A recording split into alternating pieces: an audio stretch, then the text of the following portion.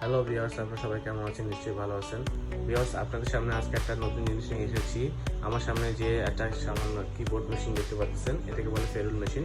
এখানে ফেরুল মেশিনে দেখতে পাচ্ছেন ফুললি একটা কিবোর্ড দেওয়া আছে, এখানে ছোট একটা ডিসপ্লে দেওয়া আছে।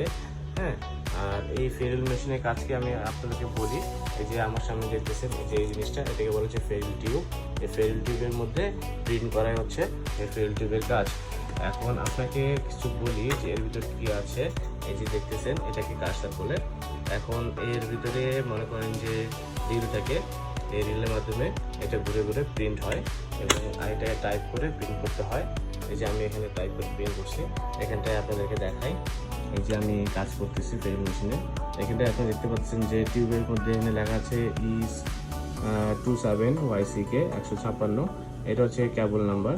আমাদের যে কেবলগুলো ইউজ করি পাওয়ার প্ল্যান্টে বা বিভিন্ন সেক্টরে যে প্যানেলগুলোতে কেবল ইউজ করি